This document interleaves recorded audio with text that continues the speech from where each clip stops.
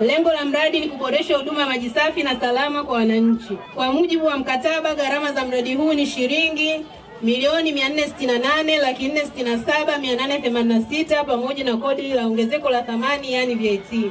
Mradi umewezesha upatikanaji wa maji safi na salama kwa wakazi wapatao 21,224 wa nguvu kazi Kiegea, Kilimanjaro, Yespa na Kionda Kaskazini.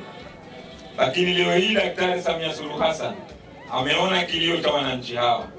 Mheshimiwa mbunge ameeleza, Mheshimiwa diwani pia ameeleza juu ya kazi ambayo wananchi wa hapa walikuwa wanaipata. Kwa kweli leo ni faraja iliyoje mwenge huu wa uhuru kufika katika eneo hili ambalo tunaondoka na mwenge wa uhuru, lakini tukiwa tumeacha matumaini makubwa ya wananchi wa eneo hili. Naomba mumpige makofi Daktari Samia Suluhu Hassan.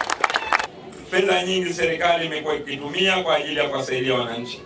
Leo hii tuna tenki la lita milioni 1 ambalo linaenda kusaidia vijiji ya Vikungui 5.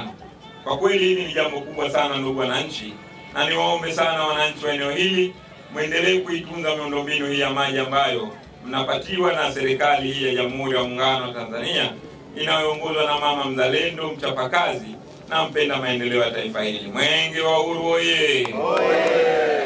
Lakini kwa heshima ambayo tumepewa sisi vijana 6 ambao tunaukimbiza mwenge wa uhuru ndani ya halmashauri 195, kwa kweli tumekagua mradi huu. Mradi una ubora na viwango vyote ili kuweza kuhakikisha huduma. Na kwa heshima ya Daktari Samia Suluhu Hassan na heshima mwenge wa uhuru, sisi vijana 6 tumeridhika na ujenzi wa mradi huu, na sasa tuko tayari kuzindua ili uweze kutoa huduma kwa wananchi. Mwenge wa uhuru oye! Mwenge wa uhuru safi! Mradi huu wa birika la maji Mlima Magereza umezinduliwa na ndugu Ismail Ali Usi, kiongozi wa mbio za mwenge wa uhuru kitaifa, tarehe 12 mwezi wa 4 mwaka 2025. Mwenge wa uhuru oye!